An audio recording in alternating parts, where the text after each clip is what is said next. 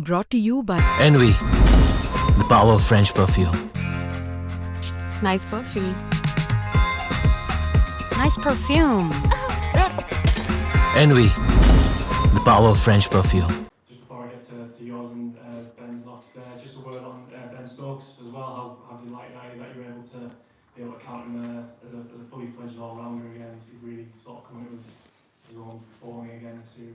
Yeah, phenomenal cricketer, and so good to have him in our team as a leader. And apart from his skills, it's just his attitude to keep coming and coming and coming. And yeah, he's just a phenomenal cricketer. And yeah, it's great to see him that bowl. And he's a fantastic bowler. He goes under the radar, I think, and he bowled phenomenally well all series and got his rewards today. Must be pleased with the runs you did get. Are you disappointed with the 16 you didn't, or are you just really pleased to sort of get a score on the ball?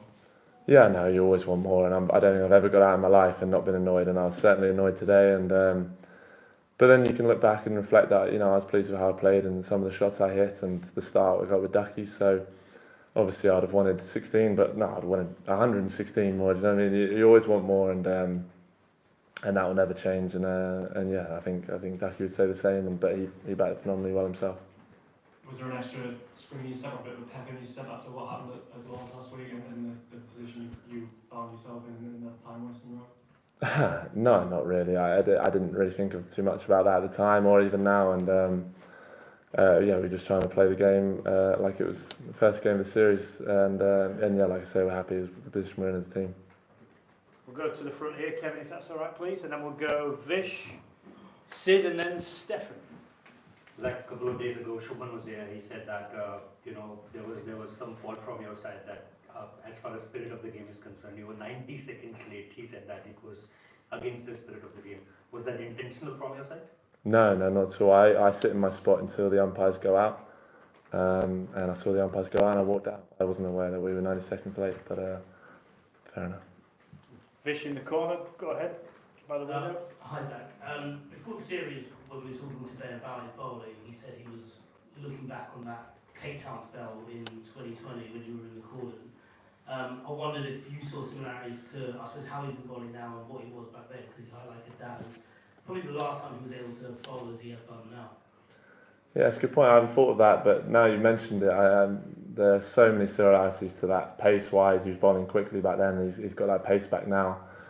And the way he just gets that away movement from the right-handers, that's it, which is as much as anyone in the world really. He gets that bounce, and yeah, he's a proper wicket taker, and he can make things happen. And that's certainly the case when I first came in the side back then, and he seems to have got that back now, which is a phenomenal effort considering the injuries he's had and the well, he's a little bit older now, so yeah, phenomenal effort.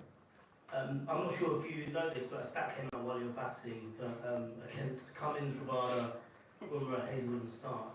You averaged 53.76, so if they're all in the attack together, that's what you're putting on them. What is it about facing bowlers like that seems to, I suppose, bring a 53.76 out of you? I'm not sure really. I mean, they're all quite quick bowlers, and I think that's always suited me, where I don't have to think too much. I can just react and play, and I think that's always it's always suited me even from a young age, and I think it's just a lot of my practice goes before those games goes into those bowlers for sure, and it's certainly facing those great bowlers, it makes you a little bit sharper, and that's all I can think of. But I'm sure they've all definitely got me out at some point. So yeah, it's just it's nice to have that stat, but I certainly won't be resting on it for too long. We'll go to Stefan, please. What about it, Zach? I was just listening to what you're saying downstairs. You said that one of the things you've done today is not premeditate as much. Why were you premeditating previously? Well, there are a whole host of reasons really, but you're always looking to put pressure on as a group. We talk about that a lot, is how are we going to put pressure on the bowlers, and I was perhaps just looking for that too much, how I was going to put pressure on them, and I feel like one of my strengths is that I can hit quite good balls for four with my height and my reach, and I felt like I hadn't allowed that to come out quite as much as of late, and I felt like this game I just wanted to react and play every ball on its merits, and I feel like I did that a little bit better today, and it was a nice pitch to bat on, and yeah, no, I managed to get a couple away. It was nice. I think I'm right saying that you don't do social media, and we know that this environment always, backs you to the hilt. But I just wondered, do you ever put pressure on yourself? If you've ever gone through a league run, does some pressure come from internally? Yeah, definitely. I have higher standards for myself, and I work very hard at my game, and I always want more for myself, and I've certainly wanted more for myself than I've got in the last year or so, and that's just an internal thing, like you say. I don't feel that pressure from anyone else. I just feel like I owe it to myself to have a few more good performances, and it makes days like today, make the practice and the tougher times more worth it a bit more. And obviously, like I said, I wanted more runs today, but I feel like I worked hard and earned those runs today. All right, we'll go to Will, please. You always seem like quite a calm, relaxed character, but I suppose India might say that you're the person who sparked this series into life and brought the needle out of this series. Are you somebody who really enjoys that needle and playing that kind of getting involved in the battle with the opposition? Yeah, I've always enjoyed that part of cricket, to be honest, where it's especially when you're batting, it's 2 of you against 11, and they're desperate to get you out, and they're chirping you, and most of the time I'll probably let it slide, and then other times I feel like it's a good chance to put it back on them, and Lords was, I loved that little 8-minute passage. No one stepped over the line. I thought everyone was in good spirit. It was just competitive cricket, and I really enjoyed it. Yeah. We'll go to Charlie next to Will. And then Matt. Right, you and Ben now average more than any other opening partnership since Strauss and Trescott. What it is that you like about batting with him? I like how good he is.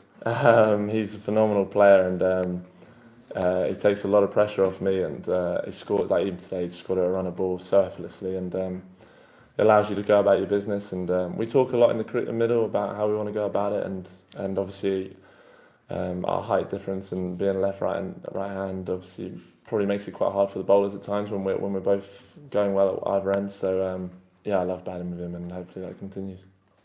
And then Matt, and then one more to finish. Go ahead, Matt. Zach, you spoke downstairs about trying to feel as relaxed as possible. Can you just tell us a bit about how you try and get yourself into that space, particularly off the back of a couple of quieter test matches personally? Yeah, that starts a couple of days ago in training, and just try and take the tension out of my body when I'm batting, and just little things that little triggers that you have in the middle that make you feel relaxed, whether it be walking slower or anything like that. But I'd certainly feel at my best when my body feels relaxed, and I managed to do that quite well today. I didn't perhaps do that as well.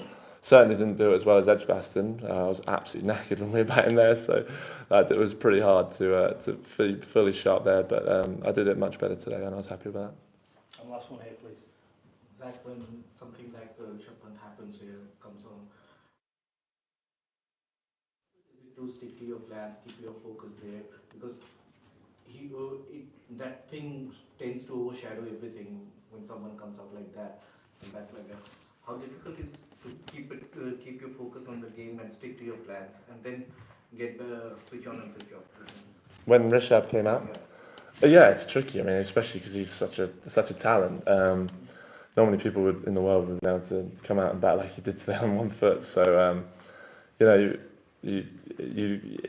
plans probably slightly change when the guy's got a broken foot, and that can be tricky in itself because you've got all those plans before that you have for him. But obviously it was tricky. We didn't know quite at the start where to put the field in terms of is he going to be able to run a 2 or is it, so we had to change and adapt. But I thought we did that quite well, and we finished the innings off quite quickly, so we were happy.